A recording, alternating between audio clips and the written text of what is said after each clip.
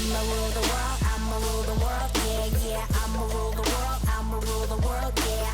색다른 느낌으로 만든 음악, 나만의 세상 만들어 장악.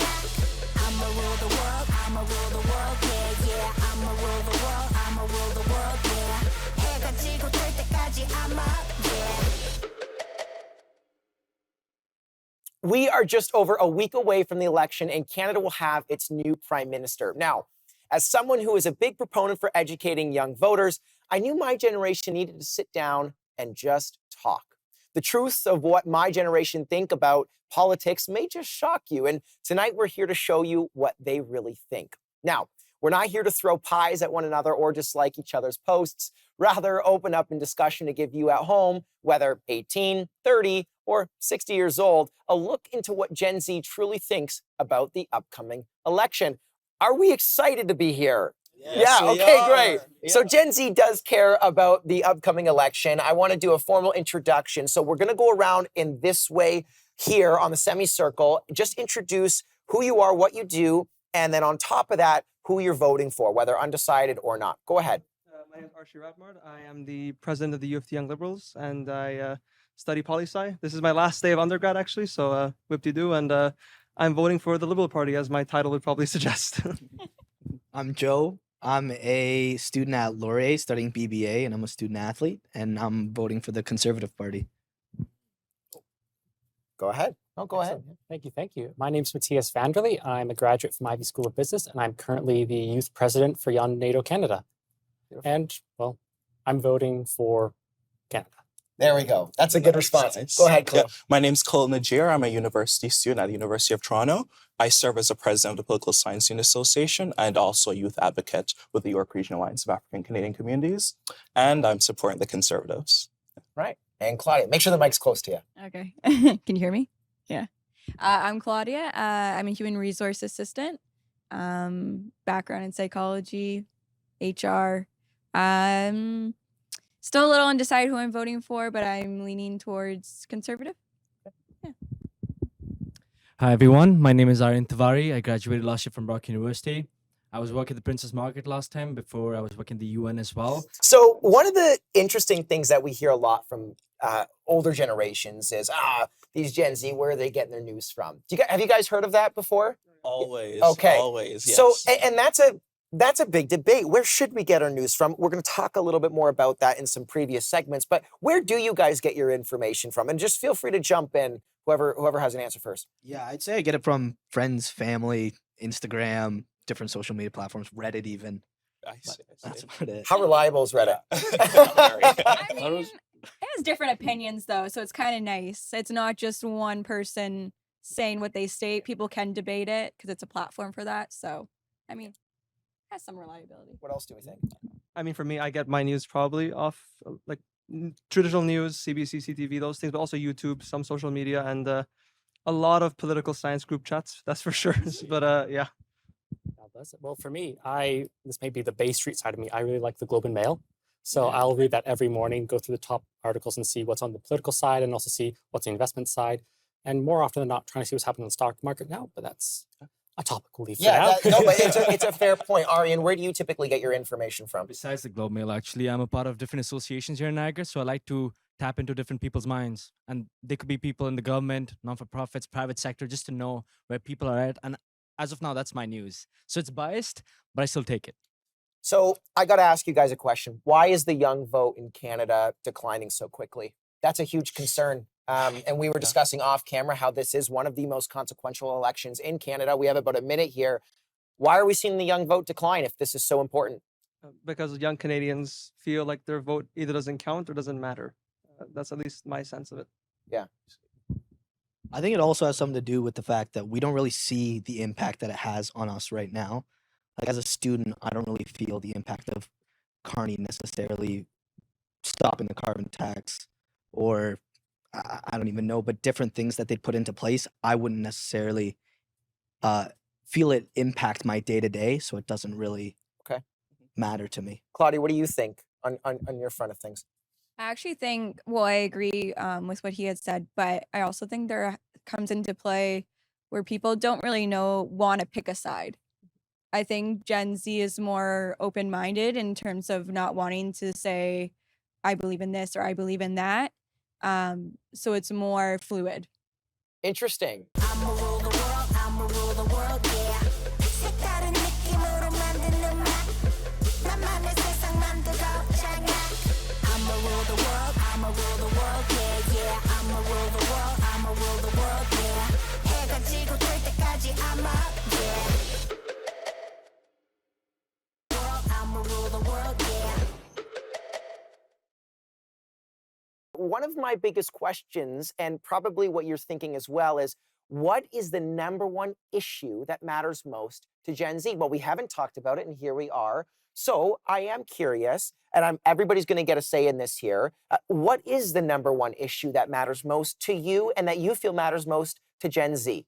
Go ahead. If I may, I Yeah, think I'll it's after you. our sovereignty. Our nation's under attack by our former best friend, and that's a relationship that will never be the same. And we have to look to elsewhere to not just defend our country, but to defend the world order and to defend our people. So we're under attack, and we need to buckle up and build a strong Canada. I couldn't agree more that Donald Trump is a pertinent issue that we have to address. But I would argue that for our generation, the most important issue is cost of living. The average cost of rent within our major cities is up to over $2,000. Over the last 3 years, we've seen highs of 6% with inflation. And that's only coincided with a 4% growth in wages. And so these are all issues that happened before Donald Trump. Yes, he'll exacerbate them, but these are domestic issues that are affecting us right now and affecting our ability to progress as we're looking to go towards adulthood. So it's cost of living for me. Joe. Yeah, I'd say being able to afford a home in my 20s would be the goal, but it seems impossible now with the prices of homes. Like if I want to live in Toronto in a home, it's $1 million. There's no job that can do that unless I have zero living expenses currently. So it's kind of scary to come out of university and have to live at home for And another. also, you doing that right now, coming out of university. Yeah. And thinking, where am I going to get a job, whether it's commission or salary? Well, I'm not going to get a salary coming out of school for, 80 grand a year, Exactly. which is like 50 or 40 in Toronto. So, Claudia, what do you think? I kind of thought everything was a priority, but now that you've mentioned the cost of living, I say that's probably the biggest priority. Housing, like I still don't have a house, and I am a little bit maybe more older here. So that definitely has like a big impact on people as they get older, maybe not so much in university times because people aren't even being able to buy a house they can't even buy a house on one income alone, right? So That's fair. Aryan, I'm curious to hear what you have to say about this. I would say that's the new normal, honestly. Like 2 sources of income for a lot of people, at least like the people I've met across as well. But for me, it's more towards civic engagement still. Just because for me, it's how the nation moves forward. And this is from a non-Canadian again, but I adapt in any country I'd stay, but I like to be well informed. And the way you mentioned how, let's say Canada's being attacked, it's about time Canada even redefines its positioning in global trade being one, or just as a global leader, being the UN, being in NATO as well. All those examples would really help. So about time we really do something about it. If I may, Sam. Yeah, real quick. There used to be this social contract within Canada of proportional results. What you put in, you get out for the most part. And so you sacrifice 4 to 8 years as a youth, whether you're learning a new skill or getting a degree, and that would lead to results based on what you put in. That seems broken for me as a young man in Canada today. It's entirely broken. I'm sorry, I'll give it to you in a minute. But the thing is, that's solvable. Get a good, competent leader. Some are more competent than others. You can solve it in good order. The thing is, though, what we can't resolve is the simple fact that Donald Trump is a huge fan of Jacksonianism. He's a huge fan of Manifest Destiny. Canada is right squarely in the middle of that Manifest Destiny goal that he's trying to reinvigorate. He's referencing laws all the way, treaties all the way back from 1909 and further. Our sovereignty, our land is at risk. And if you think the major issue here is tariffs, you're wrong. It's not tariffs. This is just the first salvo to create a ground for what will come next. Our independence itself is in question. How far he will go to secure Canada is the question, because he will secure it. I'm going to be very quick, but to respond to all, I mean, everything. I mean, yes, we're in a time of great peril for our country. Everything's expensive. And I think right now what we need is an ambitious plan, not cuts. It's a plan that will build Canada. It's a plan that will invest in our country, in our sovereignty, and our future, and build a strong Canada that works for everyone. And so we need ambition for an ambitious country. We have about 20 seconds left. Joe, I want to throw it over to you just to finish things off on the issue you care about.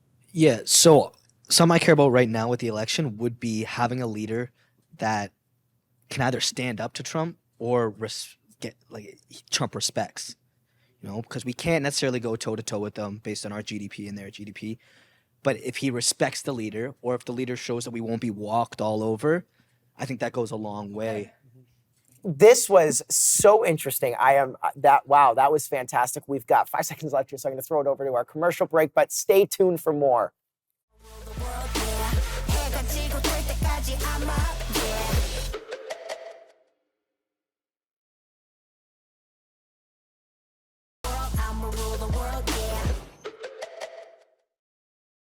Based on your conversations, we identified some of the top priorities among Gen Z in the last segment. Now, it's time for us to actually unpack them a little bit more party-specific and individual-specific.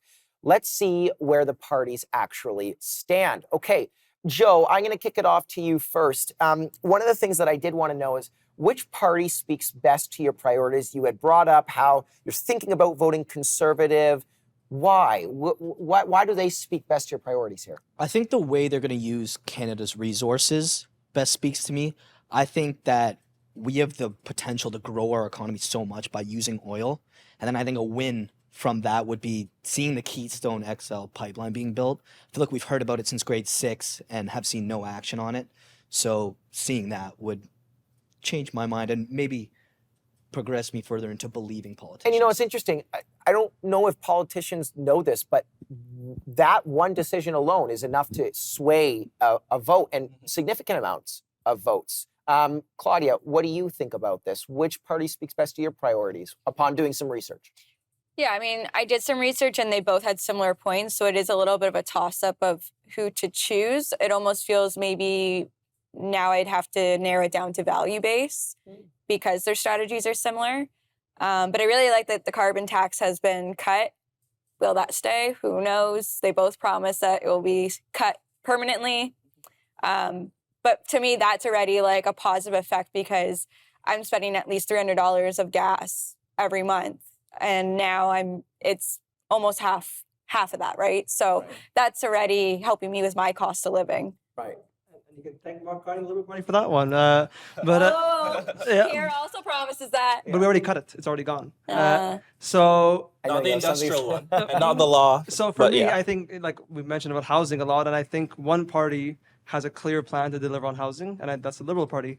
Mark Carney announced the most ambitious housing plan since the Second World War. What does it include? It includes a new Crown Corporation, Build Canada Homes, and it's going to build new homes at a pace that we've not seen since the Second World War through investing in modular houses and prefabs, through getting the government back into the business of building houses. We're going to see doubles in housing rate from 250,000 to 500,000. We're going to expand the Housing Accelerator Fund, which has been a success in municipalities across the country. So what I see there is the same ambition I was talking about earlier. An ambition to build housing that everybody can afford, be it if you're a new Canadian, if you're a young Canadian, or if you're a senior looking to retire. So I want to throw it over to you. I'm going to give you about 30 seconds here. Yeah, like I said, it's Pierre Poilievre and the Conservatives. And once again, the core issue is affordability and cost of living. And he has been the first one out of the gate to address it and to have substantive policy to solve it. So one, East-West energy corridor to make sure we are not as vulnerable to the United States when it comes to energy dependence. Shovel-ready zones to de-risk companies when it comes to investing in mines and natural resources to spur investment within Canada. Cutting the capital gains taxes for companies that reinvest within our country. Over the last 5 years, we've seen over $500 billion in investment, capital flight, leave our borders and go to the United States. That'll bring home jobs for Canadians. And this is just a part of the expansive economic policy to put Canada first and support our younger generation. Aryan, I want to throw it over to you to ask you about the realistic ability for the leaders to do what they say they're going to do. Sure. Go. Issue-based, not color-coded. So when it comes to parties, So I'd rather just see a party that actually stays by their promises. So let's say if it's the Liberal Party this time as an example, I want to see the 4 years turn out to be the case, word to word, and see from there.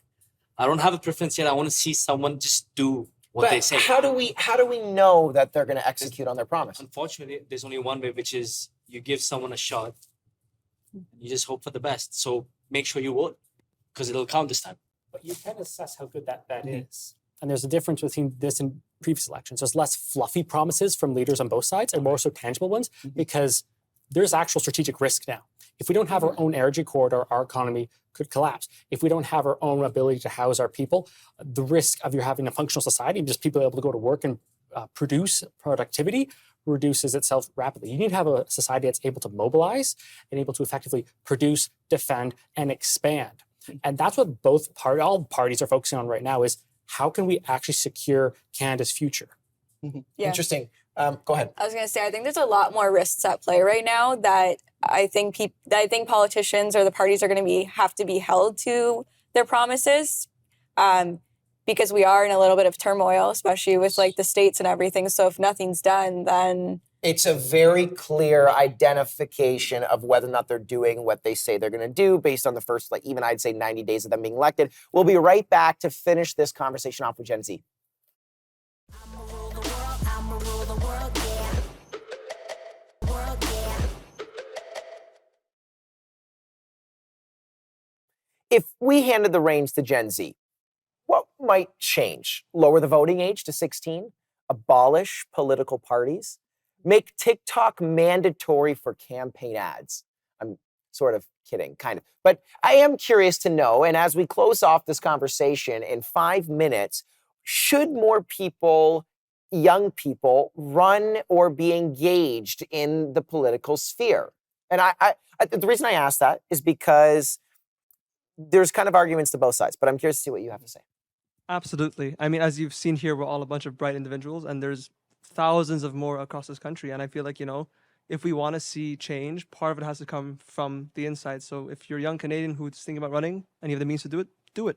So it starts with empowerment of our generation. We can agree? Yes. Okay, so how do we empower our generation to actually engage? And don't give me the same old, do your own research. Because if they don't actually care to do their own research, they're not going to do their own research. So what is it? I'll speak to it. Once again, I think it's a bit of circular reasoning. Gen Z doesn't engage with politics as much, and so politicians don't feel a need to consult with them. But by not consulting with them, they won't engage as much. I do believe one would be, once again, consulting with our generation. All political parties have stakeholder relations, and they consult with different groups on what policies are best for their industries. Why not ask Gen Z, hey, what do you need for us to craft policies towards your generation? More politicians with young people on camera, on social media. We can agree on that. Okay, what do you think? I would say don't be afraid to get your point out. I mean, there are things like cancel culture that'll stop people. But I've noticed in Gen Z, they're more afraid than any other generation when it comes to speaking about anything, which makes sense. We do understand why, but that shouldn't stop you. But how do we get them to want to speak out? How do we do that? Is crickets? Well, necessity. It's been the same rule for most of political history. But how do we build that necessity in young people? The leader does. The political parties have to. The political parties have to say, if you want that vote, if you actually want to focus on getting that, it's an untapped market. Untapped markets go all the time in this current system. But if someone soon finds that out, like LinkedIn did, when they figured out, there's an untapped market for a social media network just for those who work, it did really good. So parties need to recognize that risk. Okay, let me ask this question. Raise your hand if you feel that the current leaders have tapped really well into young people's votes. A bit. A bit. Okay. So One leader has. And of course you would say the same. That's interesting to me. But what are some creative ways that the political parties can get young people engaged? Okay, so I don't know about, I think political parties too, but I actually, and this might be an off base, but I actually think it starts with the teacher. Okay. I would say it would start at home, but because a lot of people come from maybe broken homes or parents that don't know how to share that. But I think a teacher should. What's the Freedom Writers? there's a good movie where this teacher goes in and she I can't remember, but you know what I'm talking about. Yeah. Anyways, I think there should be more teachers like that. Okay, so if we talk about teachers then, Joe, can I ask you a question? What if we started debates in classrooms and we did debates and we made civics mandatory from grades 9, 10, 11, and 12, no different than English class? I think it forced people to get more involved for sure, just because they'd be trying to get that mark. But I don't know whether they'd be truly engaged or interested in the content. Did you like debating people in high school? Yeah, I did. But Great. that's So then what to if each we their just own. translated that energy instead of arguing over, maybe not the best things, you just argued over who you're going to vote for and why you're going to vote for them. What do you think? I would just add to that by saying it would make people more active citizens. And that is something that I hope to see more. So I hope we can translate that to universities, actually. So I'm someone who comes from outside Canada, at least a first-year course. Okay, I'm going to jump in. We've got 45 seconds here. We're going to go around the table here. One thing that we can do to engage Gen Z. Go, you've got 5 seconds. Yeah, expand the civics class system and make sure they're really engaged and understand it. Joe, what do you think? Engage kind of our culture. I mean, we don't really see, we see more old style talking, whereas something that's good about Trump, he's blunt and he's kind of funny. You see And he Shane posts memes Gillis on his Instagram? Yeah, you see Shane Gillis. Go ahead. Focus on the issues that matter to youth. Education. Can you afford university? Can you afford to buy a home? Yeah, allocate more resources to campus clubs. All right. I think you got to put it on display. Teachers need to put it on display. Policy, policy, policy. Policy, policy, policy. And with that, we're excited to end it off right here. Thank you guys so much for joining me. We want to hear from you, especially if you disagreed or feel we missed something important. Join the conversation at My Generation on all social media platforms. We'll end off with this. Do not simply accept what you are told. Challenge your thinking, engage in differences, and listen to new perspectives. Have a great night. I'ma rule the world, yeah.